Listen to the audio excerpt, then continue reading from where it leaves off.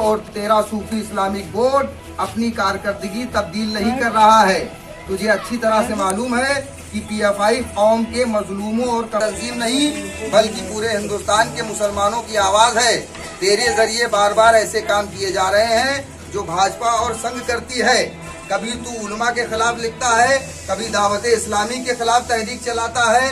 अब तेरा हाथ PFI तक पहुंच गए। हजरत सरवर चिश्ती साहब का पुतला फूंक कर तू ये समझ बैठा है कि दुनिया फतेह कर ली। अभी भी वक्त है, समझ जा, वरना तेरा अंजाम भी वही होगा जो गद्दारों का होता है, यानी जिस्म से सर जुदा हो जाएगा। इस खत के जरिए तुझे आगाह किया जा रहा है कि अभी भी मौका है, खुद भी तौबा कर और अपने सदर मंसूर खान और मुफ्ती वसीम अशरफ से भी तौबा करवा दे, वरना तुम तीनों जनाजे के लिए तरस जाओगे। आत्मा की आवाज आप भी जानते हो क्या सच है क्या झूठ है।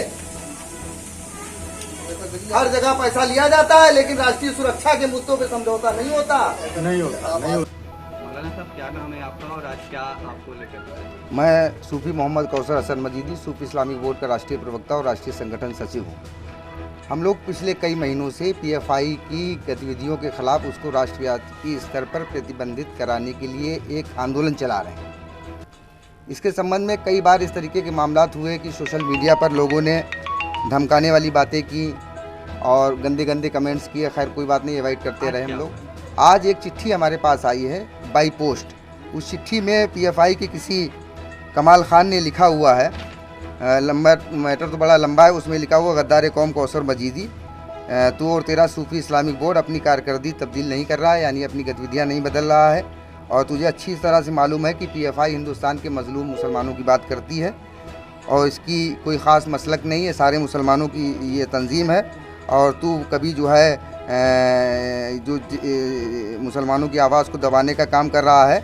और तेरे लेटर में पूर्ण रूप से क्या कहा गया है? पूर्ण रूप से उन्होंने ये कहा है कि अगर अपनी ये बातें हरकतें मतलब PFI का विरोध करना बंद नहीं करोगे और जो किया है इस पे तौबा कर लो, और नहीं तो जो काम हाल गद्दारों का होता है यानी सर तन से जुदा कर दिया जाता है, वही तुम्हारा और तुम्हारे मंसूर खान और मीर वसीम अशरफ साहब। अभी हमने 112 पे डायल कर दी है, पुलिस आई है। अब देखो आगे क्या कार्रवाई होती है। मैं चाहता हूँ कि जो हम इस पे ये एक आपराधिक कृत्य है, इसको पंजीकृत किया जाए और अपराधियों को पता लगा कर, ये एक साजिश है, बहुत बड़ी साजिश है। अपनी सुरक्षा के लिए क्या करेंगे आप? मेरी सुरक्षा के लिए, हमारे लिए देश की सुरक्षा ज़्यादा अहम रखती है। हमारी अपनी सुरक्षा, मैं देश की सुरक्षा की लड़ाई लड़ रहा हूँ। देश के लोग जागरूक होने चाहिए, मेरे अपने परिवार की लड़ाई नहीं है कि देश की लड़ाई। आया है यहाँ पर लेकर, आपका घर का पता कैसे पता चला?